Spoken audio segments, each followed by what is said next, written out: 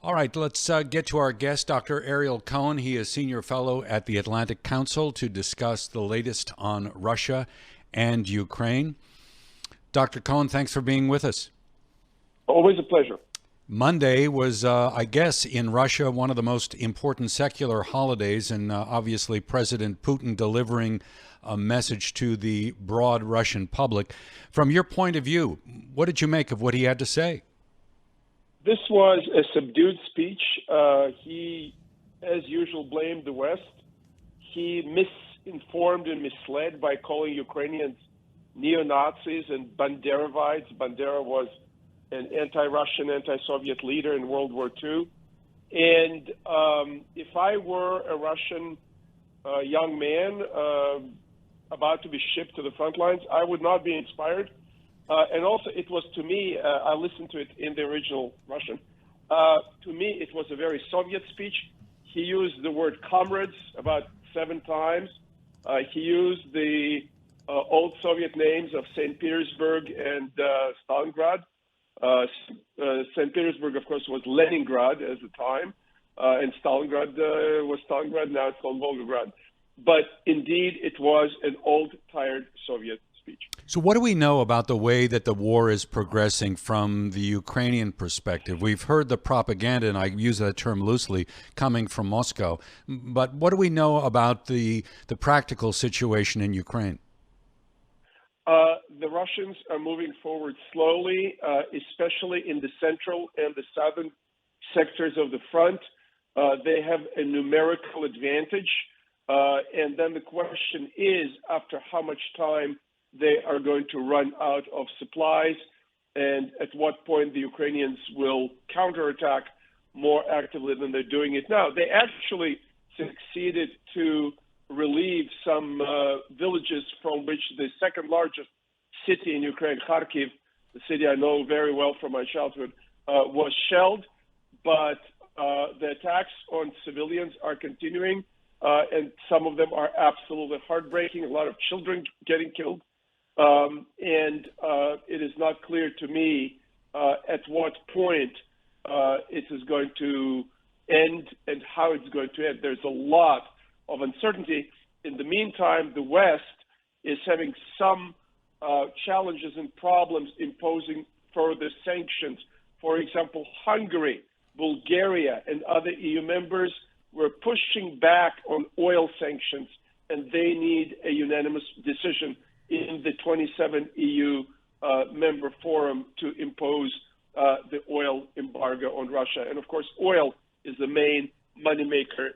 2/3 of the revenue comes from oil, 1/3 comes from gas. Well, the Hungarian president, Viktor Orban, was making the case that for many of the countries within the EU that are not landlocked, that in the way that Hungary is, I mean, it's easier for them to consider alternate sources of energy or crude oil because they would have access to ports in a way that Hungary doesn't. I mean, is that a legitimate concern, do you think, that Orban is making? Look, Orban is an old friend of Vladimir Putin. There are many rumors of improper relationships between the two. Of bribes given to Hungary over buying of the Russian nuclear reactor and whatnot, but you cannot prove it. There's no direct evidence. Orban is one of the outliers in the EU with a pro-Moscow, pro-Putin position. You know, it was interesting today. I was looking at a report in Politico, the U.S. publication, indicating that the European Commission is drawing up plans to sell some new bonds jointly backed by the European Union members to raise funds for kind of the rebuilding, I would assume, the rebuilding of Ukraine. Give me your sense of what it's going to take to try to rebuild a country that's been devastated by months and months of this onslaught. Indeed, the devastation is tremendous. I was watching how the Russians are bombing the railroad infrastructure, the electric substations to power the railroads. A lot of apartment buildings were destroyed. Some of the cultural highlights, museums, and whatnot. And also, there's looting of museums. They just take golden and other exhibits and ship them to Russia. They also ship people to Russia. It'll be a challenge to find these people later on, especially the children. They're shipping them, as Stalin did, against their will into Russia.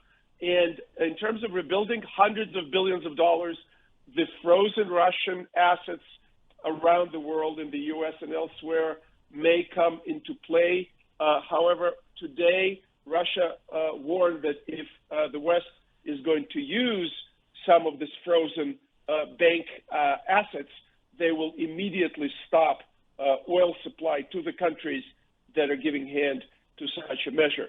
So it will be a slug. Ukraine is indeed corrupt, so is Russia. So the West will have to watch carefully how these funds are going to be used.